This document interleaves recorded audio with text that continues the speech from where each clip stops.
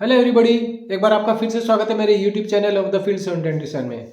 जैसा कि मैंने आपको पिछली वीडियो में बताया था कि हम नेक्स्ट जो वीडियो बनाएंगे वो बाबर आजम के ऊपर बनाएंगे। बहुत लंबी वीडियो नहीं बनानी है, सिर्फ इसके ऊपर थोड़ा सा डिस्कशन चलेगा कि बीबीएल में उसकी क्या परफॉर्मेंस चल रही है, किस तरीके से उसकी इंसल्ट हुई और किस तरीके से पाकिस्तान वालों को बुरा लग रहा है, उसके ऊपर डिस्कस करेंगे। लेकिन उससे पहले थोड़ा सा अपडेट ले लेते हैं कि कल के मैचेस में क्या क्या हुआ, WPL के मैचेस में क्या क्या हुआ और अंडर 19 का जो वर्ल्ड कप चल रहा है उसमें इंडिया की क्या पोजीशन रही, उसका मैच का क्या अपडेट रहा है उसके ऊपर बात कर लेते हैं। पहले हम WPL की बात कर लेते हैं कि अभी आरसीबी ने कल अपना चौथा मैच खेला था जो कि उसका डीसी के अगेंस्ट था। वो मैच आरसीबी जीत गई। उससे पहले यूपी वॉरियर्स ने दूसरी बार फिर से एक बार एमआई को हरा दिया। एमआई अपने 5 मैचेस में सिर्फ अभी तक 2 मैचेस जीत पाए। जिस तरीके से एमआई ने आपका गुजरात जायंट्स का विजय रथ रोका था, ठीक उसी तरीके से यूपी वॉरियर्स ने एमआई का विजय रथ रोका हुआ है। लगातार 2 मैच उसे हरा दिए हैं और दोनों ही मैचेस में अमनदीप कौर जो कि इसकी कैप्टन है उसकी कोई भी परफॉर्मेंस नहीं रही। अच्छा, कल जो एक चीज़ थोड़ी सी अनफॉर्चुनेट रही वो रही कि कल हमें पहला शो देखने को मिल जाता WPL का, जो कि स्मृति मंदाना बनाने वाली थी। एक बार तो इस तरीके से लग रहा था जब उसको 25 रन चाहिए थे तो उसके सामने जो उसकी पार्टनर खेल रही थी जो कि नॉन स्ट्राइक पे खड़ी थी, वॉल करके एक है जो कि लास्ट ईयर 2025 में यूपी वॉरियर्स की तरफ से खेला करती थी, लेकिन इस बार वो आरसी की तरफ से खेल रही है।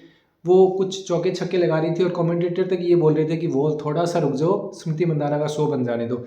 मुझे भी कहीं ना कहीं ये लग रहा था कि अगर ये इसी तरीके से खेलती गई तो ये इसका शो खा जाएगी। मैं अपने फ्रेंड से डिस्कस भी कर रहा था कहीं ये इसका शो ना खा जाए, लेकिन हुआ ऐसा कि स्मृति मंदाना खुद अपनी गलती से अपना शो मिस कर गई, 96 पे आउट हो गई। इससे पहले भी वो एक बार 96 पे आउट हो चुकी है। और ये जो वॉल है ये लास्ट ईयर 25 में 99 के ऊपर शायद नॉट आउट रही थी या आउट हो गई थी, मुझे ध्यान नहीं, लेकिन हाँ ये भी एक बार लास्ट ईयर 2025 में 1 रन से अपनी सेंचुरी मिस कर गई थी। तो अभी तक हमें WPL में एक भी सेंचुरी देखने को नहीं मिली है। कल एक और चांस मिलने वाला था लेकिन वो अनफॉर्चुनेटली मिस हो गया। और अब आरसीबी अपने 4 मैचेस में चारों के चारों जीत के टॉप पे ऊपर बैठी हुई है। हालांकि बाकी जो आपकी मैं बताऊं टीम, आपका एमआई कर लो, उसके बाद गुजरात जायंट्स कर लो और उसके बाद आपका लखनऊ सॉरी यूपी वॉरियर्स कर लो, सबके 2-2 4-4 पॉइंट्स हैं। लेकिन क्योंकि एमआई नेट रन रेट में थोड़ी सी आगे इसलिए वो सेकंड नंबर पे बैठी है। उसके बाद गुजरात जायंट्स बैठी है, उसके बाद में यूपी वॉरियर्स और लास्ट में डीसी जो कि अपने 4 मैचेस में से सिर्फ अभी तक एक ही मैच जीती है। अब हम बात कर लेते हैं अंडर 19 वर्ल्ड कप में हमारा जो मैच था कल बांग्लादेश के साथ में। अच्छा, इससे पहले बांग्लादेश के साथ हमारे कुछ इश्यूज चल रहे थे। जिस तरीके से हमने बांग्लादेश के एक प्लेयर को 9.25 करोड़ में KKR ने खरीदा था, उसके बाद बहुत सारे इशू उठे और सोशल मीडिया पे ये हुआ कि बांग्लादेश में हिंदुओं को मारा जा रहा है तो उसको क्यों लिया, तो उसको निकाल दिया। उसके बाद बांग्लादेश के क्रिकेट बोर्ड ने ये फैसला लिया कि हमारी टीम इंडिया खेलने नहीं जाएगी T20 वर्ल्ड कप, जो कि अभी 7 तारीख से शुरू होने वाला है। ये सारी चीज़ें चल रही थी। उसके बीच में ये जो अंडर 19 का हमारा मैच शुरू हुआ, कल खेला गया था इंडिया और बांग्लादेश के बीच में, तो उसके बाद एक बार फिर से वो चीज़ हुई कि खिलाड़ियों ने आपस में हाथ नहीं मिलाए, ना किसी से बात करी। पहले इंडिया खेलने आया तो बहुत ज़्यादा कुछ परफॉर्मेंस नहीं दिखा पाए सूर्यवंशी, वैभव सूर्यवंशी जो कि हमारा प्राइम बैटर है, बहुत बढ़िया स्ट्राइक रेट के साथ खेलता है, वो 72 रन ही बना पाया। उसके बाद में कुंडू जो कि अभी आपका पीछे एशिया कप में चमका था, वो भी आपका 80 रन ही बना पाया। दोनों अपनी सेंचुरी पूरी नहीं कर पाए। किसी तरीके से गिरते पड़ते हम लोग सिर्फ 238 रन ही बना पाए। उसके बाद ये लोग बहुत अच्छा खेल रहे थे। हालांकि 5 रन पे इनका एक विकेट गिर गया था, लेकिन उसके बाद 250 आई, 250 रन की पार्टनरशिप आई। बहुत अच्छा खेल रहे थे ये।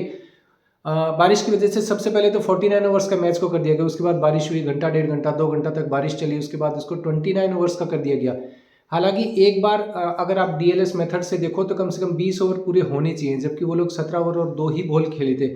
इसलिए मैच का दोबारा शुरू होना बहुत ज़रूरी था और किसी तरीके से बारिश रुकी और जो ग्राउंड स्टाफ है जो कि मैदान को साफ़ करता है, उसको सुखाता है, उनकी मेहनत से एक बार फिर से मैदान खेलने के लायक हो गया। और उसके बाद इसको कर दिया गया 29 ओवर्स का और टारगेट दे दिया गया 165 का। अच्छा, जब ये लोग वापस खेलने के लिए तब तक इनकी कंडीशन बहुत अच्छी थी। 90 के ऊपर 2 जब बारिश शुरू हुई थी तो इनकी स्कोर था 90 के ऊपर 2 विकेट। और उसके बाद जब ये लोग खेलने के लिए दोबारा आए तो 106 रन पे इनके 2 ही विकेट थे। यानी इनको अब अगली 75 बॉल्स में सिर्फ 69 रन चाहिए थे, जो कि बहुत ईजी था। और इंडिया एक तरीके से ये लग रहा था कि ये मैच बिल्कुल मतलब किसी भी एंगल से ये मैच इंडिया जीतेगी नहीं। उसके बाद आया मल्होत्रा, विहान मल्होत्रा, उसका कहर ढाया उसने। उसने 4 ओवर में 4 विकेट लिए और अगले 40 रन के अंदर, यानी जो 106 के ऊपर 2 विकेट थे बांग्लादेश के, वो 146 के ऊपर पूरी की पूरी टीम ऑल आउट हो गई। यानी कि उन्होंने अपने आखिरी के 8 विकेट सिर्फ 40 रन पे गंवा दिए। और इस तरीके से हमने अंडर 19 का ये जो मैच था बांग्लादेश के अगेंस्ट हमने जीत लिया। दूसरा मैच हुआ था आपका श्रीलंका और जापान के बीच में। श्रीलंका ने बहुत अच्छा स्कोर बनाया क्योंकि सामने जो टीम थी जापान, वो एक्चुअली जापान वाले क्या खेलते हैं, वो फुटबॉल खेलते हैं, बैडमिंटन खेलते हैं, टेबल टेनिस खेलते हैं। क्रिकेट में वो बहुत ही कम है। और इस बार क्योंकि धीरे धीरे दूसरे स्पोर्ट्स की तरफ भी जापान चल रहा है, तो वो क्रिकेट खेलने के लिए आया। तो ठीक है, वो हारे, 387 रन बनाए श्रीलंका ने, जो कि बहुत बड़ा स्कोर होता है। और फिर नॉर्मल सी बात बनेगा, क्योंकि सामने जो टीम है वो बहुत ही हल्की है, क्रिकेट वो इतना ज़्यादा खेलते नहीं है। तो उसके बाद ये जो जापान की टीम खेलने के लिए आई, तो ये भी एक बहुत अच्छी बात है कि उन्होंने पूरे के पूरे ओवर्स खेले और उनके सिर्फ 8 ही विकेट गए थे। हालांकि वो 183-84 के ऊपर कुछ अपना स्कोर बना पाए थे 8 विकेट के ऊपर, और वो 203 रन एक बहुत बड़े मार्जिन से ये मैच हारे थे। इसके ऊपर ज़्यादा डिस्कस इसलिए नहीं किया जाना चाहिए क्योंकि ये लोग इतना क्रिकेट खेलते नहीं है। अच्छा, ये तो होगी बातें हमारी अंडर 19 वर्ल्ड कप की और WPL की। अब हम बात कर लेते हैं उस टॉपिक के ऊपर जो कि मैंने पिछली वीडियो में कहा था कि हम नेक्स्ट वीडियो में उसके ऊपर बात करेंगे, वो है बाबर आजम।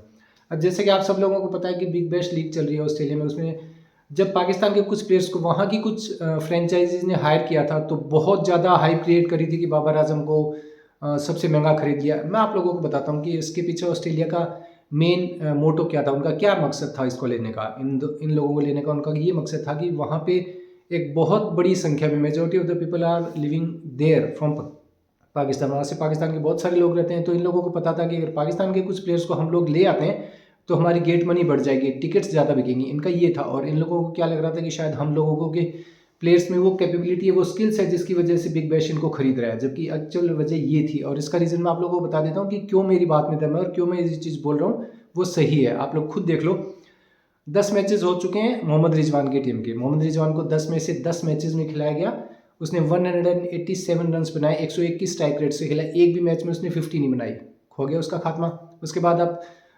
इनका जो प्राइम जो कहता है कि मैं प्रीमियम फास्ट बॉलर हूँ पाकिस्तान का, उसकी हालत आप लोग देख ही चुके हो कि वो इंजर्ड होकर बाहर हो चुका है, वापस पाकिस्तान आ चुका है। उसको सबसे पहले मैच में 2.3 या 2.4 ओवर में उसको 41 या 42 रन पड़े थे। उसके बाद उसको एम्पायर ने बाहर कर दिया कि अब आप ओवर नहीं फेंकोगे, क्योंकि वो बीमर फेंक रहा था, सीधा के सीधा आपका जो सामने बैटर खड़ा है उसके चेहरे पे बॉल फेंक रहा था। जब आपसे विकेट नहीं ली जा रही है तो आपके पास एक यही रास्ता बच्चा कि हाँ सामने वाले का सिर फोड़ दो। और ये लोग तो आते भी पाकिस्तान से, इन लोगों के हाथ में बम नहीं वरना ये बम फोड़ दें।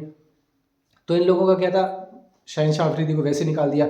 उसके बाद हारिस रऊफ थोड़ा बहुत चला था, लेकिन उसके बाद एक मैच में उसको लास्ट में 10 रन बचाने थे और वो नहीं बचा पाया। उसकी परफॉर्मेंस भी ठीक ठीक सी है। उसके बाद इनका एक हसन अली है, उसका तो नाम ही नहीं आ रहा है, उसकी कोई परफॉर्मेंस नहीं है। इसके बाद इनका शादाब खान ले लो, जो कि अब T20 वर्ल्ड कप में उसको लिया गया है, तो वो 1-2-3 मैचेस खेला था, एक मैच में परफॉर्म किया, बाकी में परफॉर्म नहीं कर पाया। उसके बाद उसको वापस श्रीलंका भेज दिया गया। इसके बाद बचता आपका बाबर आजम। 250 उसने जरूर लगाई है, लेकिन उसके अलावा उसकी स्ट्राइक रेट क्या है वो आप लोगों के सामने, 110 की स्ट्राइक रेट से ऊपर वो बैटिंग नहीं कर पाता। अच्छा, अभी जो परसों मैच हुआ था उसके ऊपर मैंने आप लोगों को कहा था कि कल एक मैं वीडियो बनाऊंगा, जो कि मैं आज बनाने वाला हूँ। ये अब जो मैं वीडियो शूट कर रहा हूँ उसी के ऊपर है।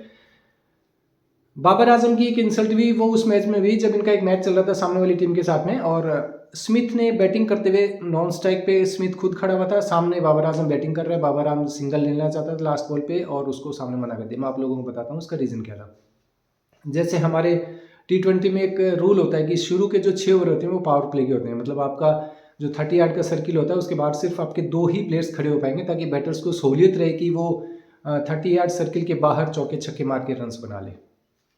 अच्छा, हर जो लीग होती है वो अपनी सहूलियत के हिसाब से कुछ नियम बना लेती है। जैसे इंडिया की जो IPL चल रही है उसमें एक नियम बनाया हुआ है इम्पैक्ट प्लेयर का, यानी कि अगर आप एक एक्स्ट्रा बैटर को खिला सकते हो जब आपकी बैटिंग आ रही है, आपकी जब बॉलिंग आ रही है तो आप एक एक्स्ट्रा प्लेयर को खिला सकते हो किसी दूसरे बैटर को साइड में बिठा के, ताकि वो बॉलिंग कर पाए। ये नियम IPL में बना था। ठीक उसी तरह से बिग बैश ने एक नियम बना रखा है कि जो 6 ओवर का पावर प्ले होता है उसमें आप 10 ओवर से पहले आप 4 पावर प्ले के ओवर ले सकते हो। उसके बाद जो 2 ओवर्स बचेंगे वो आप 10 ओवर के बाद कभी भी ले सकते हो, 11वां 12वां 13वां 15, 11 से लेकर 20 तक आप कभी भी 2 ओवर्स के लिए एम्पायर को बोल सकते हो कि that we will play these 2 overs in the form of power play, मतलब ये 2 ओवर हम पावर प्ले के रूप में खेलेंगे।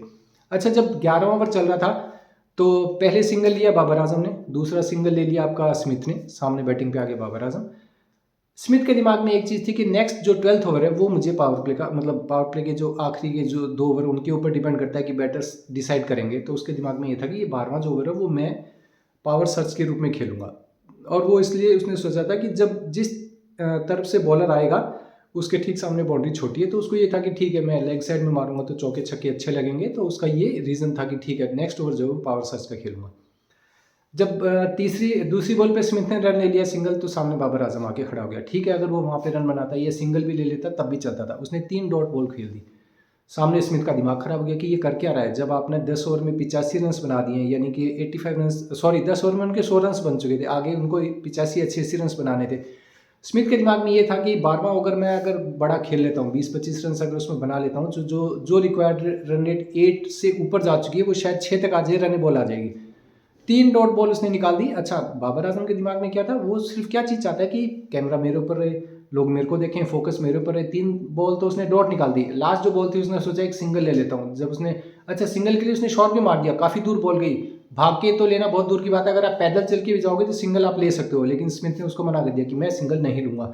अच्छा, बाबर आजम को गुस्सा आ गया, उसको तो ये गुस्सा आ गया कि मुझे कोई कैसे मना कर सकता है, मैं कोई टेलेंडर थोड़ी हूँ, मैं तो ओपनर हूँ। उसने स्मिथ से इशारे में पूछा भी ये सब क्या है, तुम सिंगल क्यों नहीं ले रहे हो जबकि सिंगल बन सकता है। तो स्मिथ ने उससे कहा कि मैं जो नेक्स्ट ओवर है वो पावर सर्च के रूप में खेलूंगा और मैं चौके छक्के लगाऊंगा क्योंकि हमें अभी उसकी ज़रूरत है। अच्छा, बाबर आजम को गुस्सा आ रहा था। अच्छा, जो स्मिथ ने ये डिसीजन लिया था कि नेक्स्ट ओवर जो मैं पावर सर्च के रूप में खेलूंगा, उसने उसको सही भी साबित किया। नेक्स्ट ओवर में उसने 32 रन बनाए, उसने 4 बॉल में 4 छक्के लाए। नेक्स्ट बॉल जो थी 5वीं, उसके ऊपर उसने एक चौका लगाया जबकि वो 9 बॉल थी। अगली बॉल उसने डॉट खेली, उसके ऊपर सिंगल बन रहा था, बाबर आजम भागने भी वाला था। दूसरी बार फिर इंसल्ट करी उसने। 5वीं बॉल जो सिंगल खेली है, सिंगल लिया जा सकता था, उसने सिंगल नहीं लिया क्योंकि उसे पता था कि अगर ये आ जाएगा तो फिर से एक डॉट बॉल खाएगा। नेक्स्ट बॉल पे जो लास्ट बॉल है, हो सकता है मैं कोई चौका छक्का मार दूं।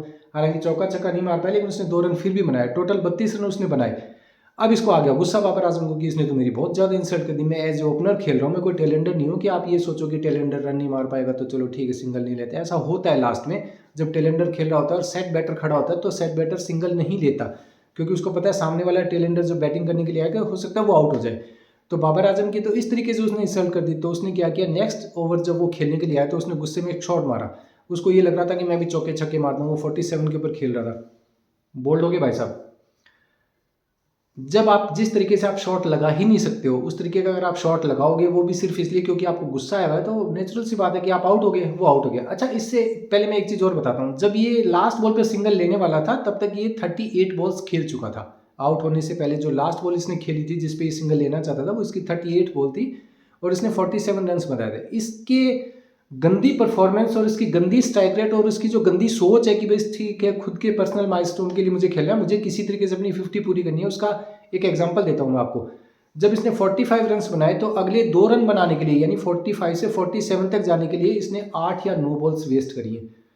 आप खुद सोच लो कि जो बंदा अपने 50 के नज़दीक जाके ये सोचता है कि मुझे किसी भी तरीके से रिस्क नहीं लेना है, मुझे कैच आउट नहीं होना है, मुझे बोल्ड नहीं होना है, किसी तरीके से टुक टुक करके मैं मेरी 50 बना लूँ ताकि मेरा एक पर्सनल माइलस्टोन बन जाए कि हाँ मैंने 50 बना दी, मेरे इतने रन हो गए। तो आप उसकी यही आप अंदाज़ा लगा सकते हो, जो मैं काफ़ी वीडियो में पहले भी आप लोगों को बताता आया हूँ कि ये अपने देश के लिए भी नहीं खेलता, तो सामने वाली टीम के लिए जिस फ्रेंचाइजी ने इसको खरीदा उसके लिए तो वो कहाँ से खेलेगा जब ये खुद के देश के लिए नहीं खेलता, अपने लिए खेलता है।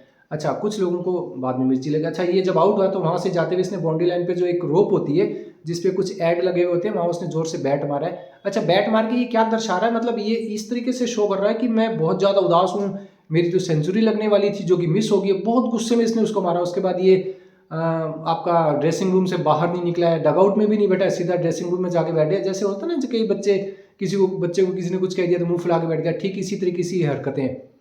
अच्छा, अब मैं आप लोगों को बताता हूँ कि ये क्यों इस तरीके से खेलता है। अच्छा, ये जो इंसल्ट होगी तो कुछ पाकिस्तान के लोग कह रहे हैं कि स्मिथ को इस तरीके से नहीं करना चाहिए था, बाबर आजम हमारा बहुत माना हुआ स्टार है, वो किंग है।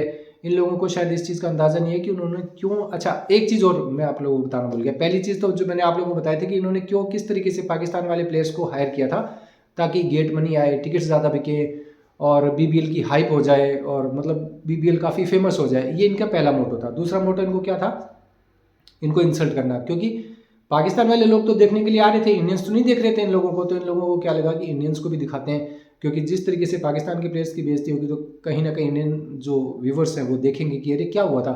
एटलीस्ट लाइव भी नहीं देखा था, उसके बाद में हाईलाइट्स देखेंगे तो उसके बाद में फिर वो कोई मैच देखेंगे आगे आने वाला, ताकि उन लोगों को मजा आए कि पाकिस्तान वाले प्लेयर्स की इंसल्ट हो रही है। तो उन लोगों के जानबूझ के होता है।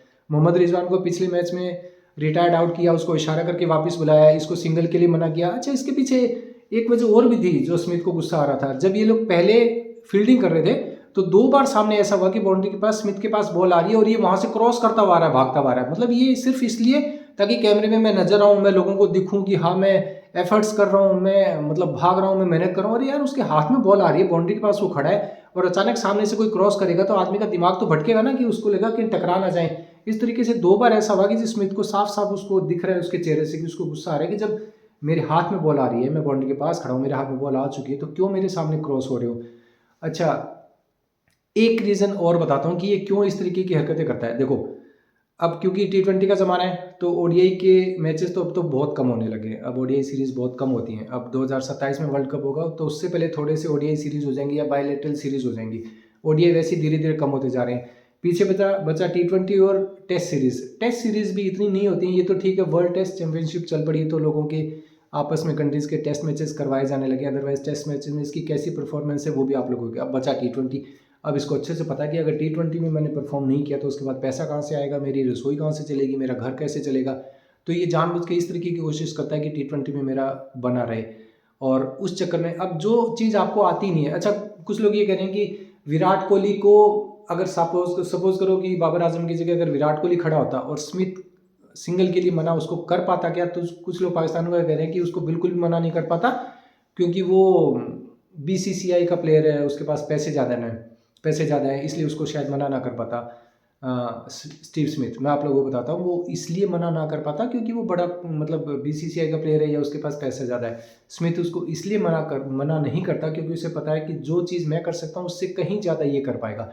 आप ये चीज़ सोचो कि स्टीव स्मिथ इससे पहले आपका एशेज खेल के आए, 5 टेस्ट मैचेस जो कि इंग्लैंड के खिलाफ हुए थे वो खेल के आए। वो T20 टीम में नहीं है, वो 2024 की T20 वर्ल्ड कप की टीम में नहीं था ऑस्ट्रेलिया की। उसके बावजूद वो इस तरीके से परफॉर्म करके गया है कि उसने 41 बॉल में सेंचुरी मारी है और 42वीं बॉल पे वो आउट हुआ है। सोचो, इसने बाबर आजम ने 39 बॉल में 47 रन बनाए, यानी, और वो 42 बॉल्स में 100 रन बना के गया है। 39 और 42 मतलब 39 और 42 में अगर फ़र्क देखा जाए तो सिर्फ 3 बॉल का फ़र्क है, और अगर डिफरेंस देखा जाए तो 53 रन का फ़र्क है। आप यहीं से अंदाज़ा लगा सकते हो कि वो 120 की रन स्ट्राइक रेट से रन बना के गया बाबर आजम, और आपका जो प्लेयर जो कि रिटायर हो चुका है T20 से, जो कि ODI भी नहीं खेलता है, वो सिर्फ रेड बॉल खेलता है, वो सिर्फ टेस्ट मैचेस खेलता है, वो इस तरीके से खेल के गया। और इसको 1857 से लगभग इसको खेलते हुए लगभग पता नहीं कितने 200-400 साल हो गए हैं, लेकिन ये इंटेंट के साथ अभी तक खेलना नहीं सीखा है। और मैं तो इंतजार कर रहा हूँ अब T20 वर्ल्ड कप जो आने वाला है 7 फरवरी से, मैं तो चाहता हूँ इंडिया के सामने ये वापस आए, वापस से गंदा खेले, और सिर्फ इंडिया के सामने नहीं, ये हर टीम के सामने गंदा खेलेगा। इसकी परफॉर्मेंस अभी कैसी चल रही है वो आप लोगों के सामने है। जिस तरीके से 101 या 102 की स्ट्राइक रेट से पूरे के पूरे 10 मैचेस मोहम्मद रिजवान खेल चुका है अपने पूरे, ये 110 की स्ट्राइक रेट से खेल रहा है। ये किसी को मुझे कोई सिर्फ एक बात बता दे, ये कौन से एंगल से T20 का प्लेयर है, और उसके बाद इसको ऊपर इतना चढ़ाया जा रहा है कि ये हमारा किंग है। इसने ऐसे कौन से काम कर दिए हैं जिसके लिए इसको किंग बोला जा रहा है। हमारे विराट कोहली को अगर किंग बोला जाता है तो उसके पीछे रीज़न है, उसकी मैच विनिंग इनिंग्स हैं, उसने कितनी सेंचुरी तो चेस करते हुए लगाई है, विनिंग कोज में लगाई है, इसलिए उसको किंग बोला जाता है। वो आप लोगों को 2022 का T20 वर्ल्ड कप याद होगा, जब हमने मेलबर्न में लास्ट में जब शुरुआत में हमारे 38 या 35 रन के ऊपर हमारे 4 विकेट गिर गए थे और लास्ट में हमें 160 तक पहुंचना था, तो अकेला विराट कोहली किस तरीके से वो मैच जिता के लेके गया था। सेकंड लास्ट ओवर की सेकंड लास्ट बॉल और लास्ट बॉल पे हारिस रऊफ के जो उसने 2 छक्के लगाए थे वो अभी तक कोई भूल नहीं पाए। तो आप किसी को अगर किंग बोल रहे हो, जस्टिफाई करो कि इसको हम किंग बोल रहे हैं, तो उसको उसके पीछे रीज़न है। इसको आप किंग बोल रहे हो तो सिर्फ इसलिए कि ठीक है हमारे देश में ये खिलाड़ी यही एक बचा है, और इसका रीज़न ये है कि इसको जिस तरीके की स्ट्राइक रेट के साथ ये खेलता है, तो ये ऑस्ट्रेलिया, इंग्लैंड, न्यूजीलैंड या साउथ अफ्रीका, ये इंडिया की किसी टीम में तो इसको ले ही नहीं सकते। इसको अगर किसी टीम में लिया जा सकता तो सिर्फ पाकिस्तान की टीम है, और उसके पीछे रीज़न ये है कि इसके अलावा और भी जो बैटर्स हैं और भी जो प्लेयर्स हैं उनकी भी स्ट्राइक रेट्स यही है। क्या हो गया अगर किसी ने 130, 135, 140, बस 150 प्लस की स्ट्राइक रेट से खेलने वाला पाकिस्तान की हाल की टीम में तो कोई प्लेयर है नहीं। आप हमारे एक ही प्लेयर को देख लो, अभिषेक शर्मा को, वो 190 प्लस की स्ट्राइक रेट से खेलता है। तो ये था इन लोगों का हाल, इसकी मस्त बेइज्जती हो रही है। और अभी आज इनका मैच चल रहा है, लास्ट मैच है इसका, लीग मैच लास्ट है। अगर इस मैच में ये हार गए तो ये आगे नहीं पहुंचेंगे आगे वाले स्टेज में, और अगर ये पहुंच जाते हैं, जीत गए, तो हो सकता है ये आगे 1-2 मैचेस और खेल लेगा। अभी सामने वाली टीम जो है वो खेल रही है, ब्रिस्बेन हीट खेल रही है, और देखते हैं ये आज क्या गुल खिलाता है। मिलते हैं आपसे अगली वीडियो में, और तब तक के लिए जो लोग मेरी वीडियो पे रेगुलर आ रहे हैं और जो लोग या फिर मेरी वीडियो रेगुलर देखते रहते हैं लेकिन उन्होंने सब्सक्राइब नहीं किया है, उनसे रिक्वेस्ट है कि मेरे चैनल को सब्सक्राइब करें। लाइक डिसलाइक जिस तरीके से भी आप लोगों को ठीक लगे शेयर करें, और हाँ, कमेंट जरूर करें। तब तक के लिए जय हिंद, जय भारत।